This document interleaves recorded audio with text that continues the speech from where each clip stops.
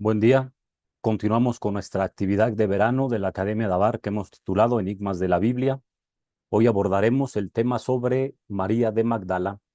Considero que es importante abordar este tema, ya que en torno a la figura de esta santa, María de Magdala o María Magdalena, se han pensado por varios tiempo algunas ideas, podríamos decir, erróneas, que no son corroboradas por el dato bíblico ni por la tradición, como por ejemplo que María de Magdalena era una mujer que se dedicaba a la mala vida, era una pecadora pública que se convierte después del encuentro con Jesús, o más aún algunas personas han creído que María tuvo alguna relación sentimental con Jesús.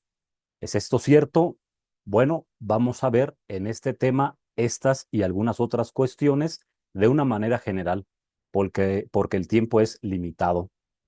Muy bien, antes de iniciar dos cosas, el nombre de María era un nombre muy popular en la región. Tenemos varias Marías con ese nombre. Tenemos a la Virgen María, María la de Santiago, María de Magdala, por ejemplo, y Magdala hace referencia al lugar en donde ella era originaria. Y es así como quiero empezar este breve tema de estudio, ver el pueblo de Magdala, conocer algo sobre este pueblo de esta santa importante. Muy bien, aquí vemos el mapa. Estamos en la región norte del país. Tenemos el lago de Galilea. Ahí está Cafarnaúm. Ahí está Magdala, ubicado geográficamente en un círculo un poco más grande. Muy bien.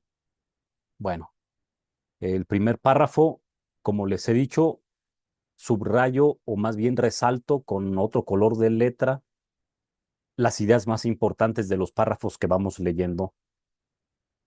Magdala es conocida como el lugar de origen de María Magdalena o María de Magdala, una figura clave en los evangelios. Magdala está situada en la costa occidental del mar de Galilea, cerca de Tiberíades, en el norte de Israel. Estamos en el norte del país, solo para tenerlo en cuenta. En tiempos del segundo templo, era una ciudad floreciente conocida en griego como Tarikeas, que significa lugar de salazón de pescado. Fíjense, interesante. El segundo templo, acuérdense el periodo que inicia en el siglo sexto antes de Cristo y termina en el año 70 después de Cristo. Lugar de salazón de pescado. Magdala era un centro de pesca y procesamiento de pescado.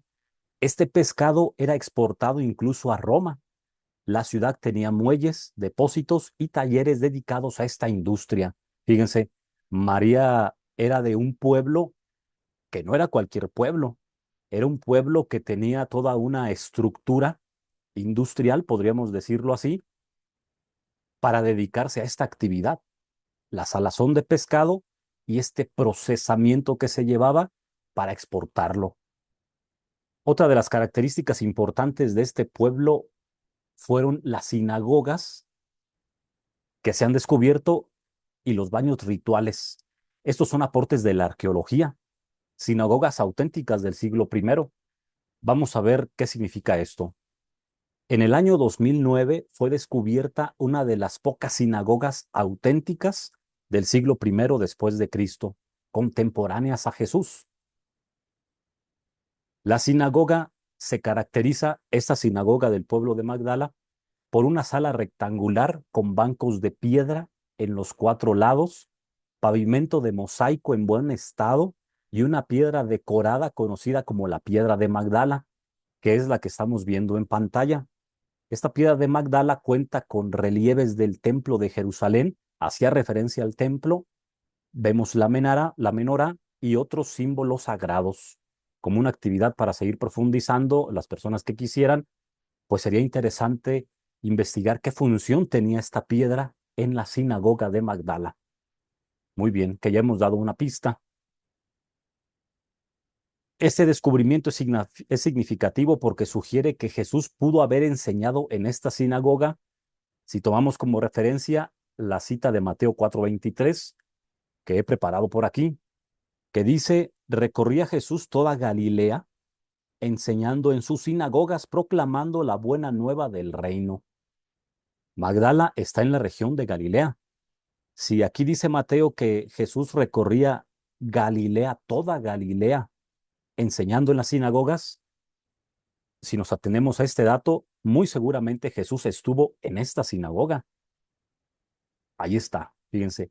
Eso que están viendo es una sinagoga auténtica del siglo primero. Esto fue lo que pudo haber visto Jesús. Claro, ahorita ya por medio del trabajo arqueológico se han acomodado algunas cosas de diferente manera, se le ha dado mantenimiento. Obviamente no está igual como hace 2000 años, pero lo importante es que esto que estamos viendo es una sinagoga auténtica del siglo primero. Ahora, en el año 2021 fue descubierta una segunda sinagoga también del siglo primero en una zona diferente del pueblo de Magdala. Esto revela que la comunidad era suficientemente grande como para tener dos sinagogas activas al mismo tiempo, algo inusual para el periodo. Lo vuelvo a repetir, el pueblo de Magdala, pues era un pueblo muy especial, mucha gente, un pueblo industrial, podríamos decirlo. Estos son los baños rituales. En Magdala se han encontrado numerosos mikvaot, que quiere decir baños rituales, excavados directamente en el lecho de la piedra. Eran como pequeñas piscinitas, ustedes ven ahí, escalonadas, que la gente se metía, se cubría toda, como un rito de purificación. Lo notable es que están alimentados por aguas subterráneas. No era agua que se le pusiera o que se llevara para depositarlo ahí. No, el agua ya estaba ahí, agua subterránea, agua viva, como exige la ley judía. Esto indica que el pueblo de Magdala era un pueblo devoto, preocupado por la pureza ritual. Esto refuerza la idea de que Magdala era una ciudad ortodoxa y observante en tiempos de Jesús. Fíjense, estos baños rituales, los mikvaot. Muy bien, ahora vamos a un punto importante, María de Magdala en el Evangelio. De acuerdo a la Biblia, a María de Magdala se le menciona claramente en 5 ocasiones. Vamos a ver de una manera general las citas bíblicas en las cuales se hace mención en la Biblia a esta gran mujer, María de Magdala. Lucas 8:1-2, le acompañaban a Jesús los 12 y algunas mujeres que habían sido curadas de espíritus malignos y enfermedades. María, llamada Magdalena, de la que habían salido 7 demonios. Eso nos dice Lucas sobre ella. Marcos 15:40, estamos en la escena de la crucifixión. Había también unas mujeres mirando desde lejos, entre ellas María Magdalena, María, la madre de Santiago el Menor y José, y Salomé. Ellas lo habían seguido y servido cuando estaba en Galilea. Segunda mención. Tercer cita bíblica, Marcos 15:47. Estamos en el mismo contexto, la crucifixión, cuando a Jesús lo bajan de la cruz. María Magdalena y María la de José miraban dónde lo habían puesto, es decir, dónde habían puesto el cuerpo del maestro en la tumba. Mismo Evangelio, Marcos 16:1. Pasado el sábado, María Magdalena, María la de Santiago y Salomé compraron aromas para ir a embalsamar el cuerpo de Jesús, el maestro. Y la última cita bíblica, pasado el sábado, al alborear el primer día de la semana, María Magdalena y la otra María fueron a ver el sepulcro. Mateo 28. Si nosotros nos damos cuenta, las 5 veces que se menciona en la Biblia de una manera clara a María Magdalena, nunca está diciendo que fuera una pecadora pública. Si ustedes se ponen a ver, siempre aparece en un contexto de seguimiento a Jesús, de acompañamiento con Jesús, preocupada por ir a honrar el cuerpo fallecido de Jesús antes de la resurrección. Ahí está. Entonces, ¿cuál fue el origen de la confusión en que se relacionó a María Magdalena o María de Magdala con una pecadora pública?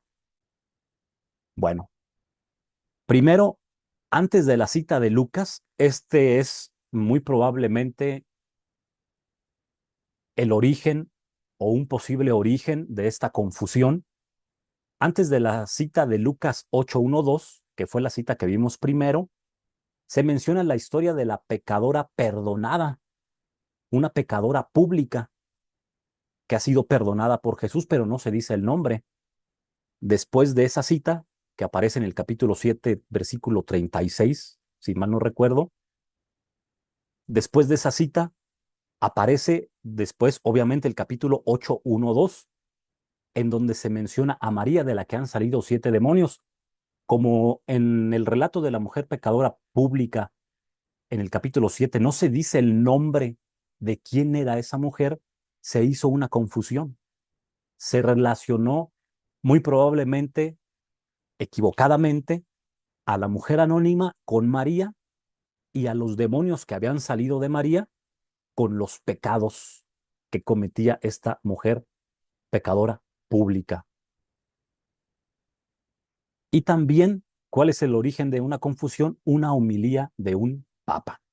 Fíjense, una confusión bíblica de relación y una homilía de un papa. El Papa Gregorio Magno, en una célebre homilía pronunciada en la Basílica de San Clemente en Roma el viernes 14 de septiembre del año 591, fijó de una vez por todas esta referencia. ¿Qué fue lo que se dijo en esa homilía? Pensamos que aquella a la que Lucas denominaba la pecadora, en el capítulo 7, que no se dice quién es, y que Juan llama María, designa a esa María de la que fueron expulsados 7 demonios. ¿Y qué significan esos 7 demonios sino todos los vicios? Ah, caray. Si entonces todos los vicios están ahí en esos demonios, pues entonces tuvo que haber habido en esos demonios este vicio, por así decirlo, de ser pecadora pública. Una referencia equivocada, ciertamente, pero que se hizo tradición y que muchas personas han creído que María Magdalena se dedicaba a la vida pública, una mujer de mala vida, antes del encuentro con Jesús y antes de su conversión. Pero vemos que no es así. María Magdalena nunca se nos dice en la Sagrada Escritura explícitamente que era una mujer que se dedicaba a una vida pública de una manera deshonesta. Por lo tanto, a partir del siglo VII, obviamente después de Cristo, empezó a sostenerse que María de Magdala era una mujer de mala vida. Erróneamente, hoy estamos aquí para conocer, a lo mejor muchas personas ya lo conocían, o simplemente para recordar que no fue así, que si varios tiempos se pensó eso, hoy estamos en el siglo XXI y sabemos que no es así. Ahora, otro dato importante que surge por ahí entre algunas personas, ¿Jesús y María de Magdala tuvieron alguna relación sentimental? Bueno, pues con la imagen ya estamos diciendo todo, la novela del Código Da Vinci de Dan Brown. Esta idea fue sacada a la luz de manera viral, y pongo entre comillas viral, porque antes de esta fecha, 2003, obviamente ya se tenía esta idea, pero a partir de este año, por la novela El Código Da Vinci, publicado en el año 2003 por Dan Brown, se viralizó de una manera general por los medios de comunicación existentes, que incluso fue llevada al cine. Se hizo una película del Código Da Vinci que maneja este tipo de ideas, pero lo vuelvo a repetir, antes de esta fecha ya era una idea que también se tenía, pero solamente lo que quiero expresar es que en este año se hizo de una manera más viral, se popularizó. No sé si han leído el Código Da Vinci o han visto la película, pues siempre es más fácil ver una película que ver, o más bien que leer un libro. Pero ¿De dónde se saca esta idea que se llevó a una novela, al cine y que estaba presente antes? Bueno, el autor fundamenta su argumento y estas ideas que se han tenido fundamentan su argumento en unos evangelios apócrifos, en los evangelios de María, situados en el año 200 después de Cristo, y en el evangelio apócrifo de Felipe, situado en el año 250 después de Cristo. Se trata de un excelente argumento, porque como la mayoría de la gente no conoce estos libros, cuando alguien los cita, automáticamente se suele creer que es cierto lo que se dice en ellos. Es verdad que hay gente que siempre corrobora, que siempre investiga, pero mucha gente se cree lo que se dice sin investigar. Y como no conocen estos libros, a veces a lo mejor no se ha leído ni la Biblia, cuando alguien lo cita, como que impacta y se cree como en automático. ¿Qué podemos decir de estos evangelios apócrifos? Estos evangelios fueron escritos por un grupo de cristianos pertenecientes a la secta de los gnósticos. Fíjense, una secta de los gnósticos, aparecida en el siglo II. Esta secta había roto relaciones con los cristianos que tenían a Pedro como cabeza. Se habían separado. ¿Por qué no es un argumento sólido esta idea de que Jesús y María Magdalena quizá tuvieron alguna situación sentimental, tomado como argumentos estos evangelios apócrifos? No es sólido. ¿Por qué? Yo diría que por dos razones. Primero, la fecha. Para que un escrito en torno a Jesús tuviera veracidad, los primeros cristianos tomaron como referencia la antigüedad apostólica. ¿Qué quiere decir eso? Ese es un criterio de varios que había. ¿Qué quiere decir eso? Que un escrito que surgiera en torno a Jesús tenía que tener relación con un apóstol o con un discípulo de un apóstol, como por ejemplo el Evangelio de Marcos. Marcos no conoció a Jesús, pero Marcos recibió la predicación de Jesús de Pedro, un discípulo cercanísimo a Jesús, obviamente, lo sabemos. Por eso el Evangelio de Marcos se aceptó canónicamente por la relación que tenía al apóstol Pedro.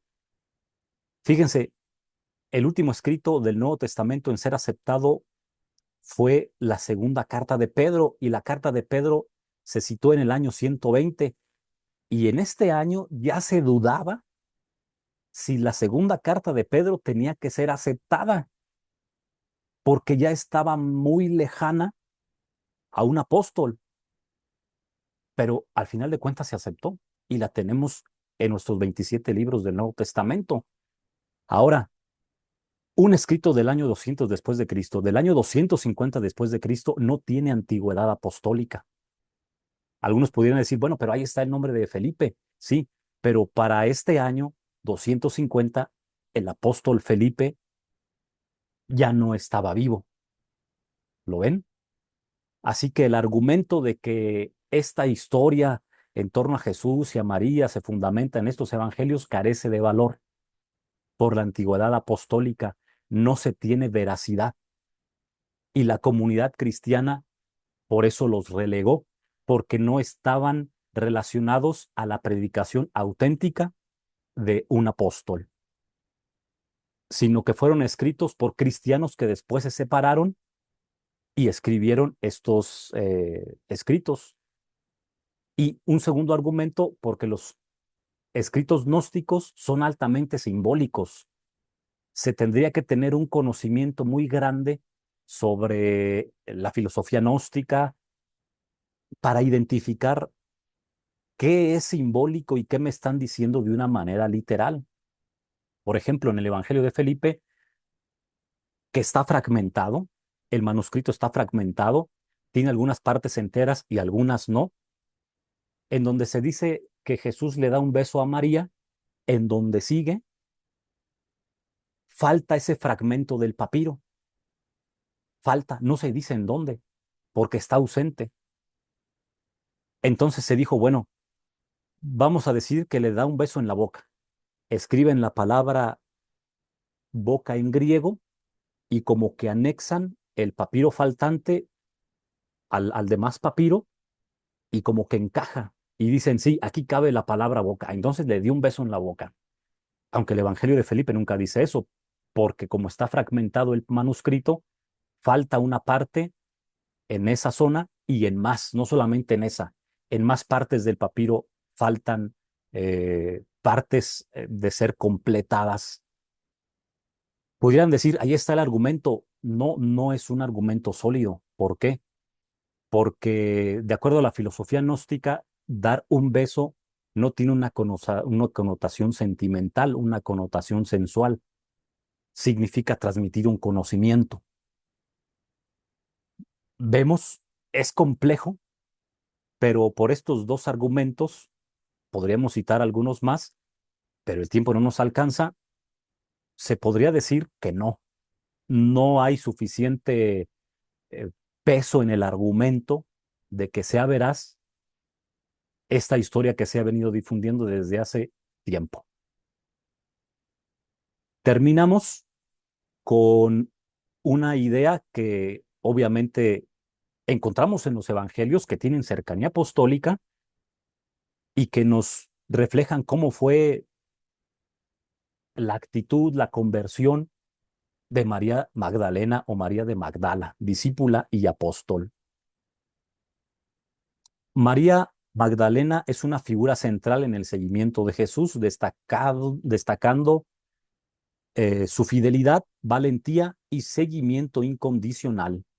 Liberada por Jesús de 7 demonios, lo acompañó de Galilea, sirviéndolo junto con otras mujeres.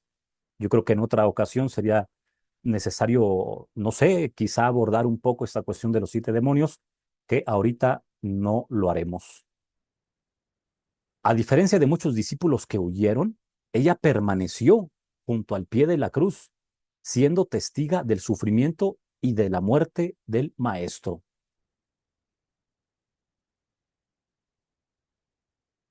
Su presencia en el sepulcro al amanecer del domingo la convierte en la primera testiga de la resurrección. A ella se le aparece el resucitado y la envía como mensajera a los apóstoles, lo que le ha valido también el título de apóstol. Su ejemplo muestra que el discipulado auténtico nace del encuentro con Jesús, de la experiencia personal de salvación y la fidelidad en los momentos más difíciles. María de Magdala representa la transformación que produce el encuentro con Cristo y la misión de anunciarlo con valentía. Muy bien, pues estamos llegando al final de esta segunda sesión de Enigmas de la Biblia, María de Magdala. Ojalá que lo que aquí hemos escuchado, si algunos ya lo conocían, volverlo a recordar, volverlo a retomar, valorar el testimonio de María de Magdala, que es santa, Santa María de Magdala o María Magdalena, que siguió a Jesús incondicionalmente, incluso siendo una mujer valiente y primera testiga y anunciadora de la resurrección. Y valoremos el tesoro de la Sagrada Escritura que tenemos en nuestras manos. Gracias por su atención y nos vemos en una próxima ocasión.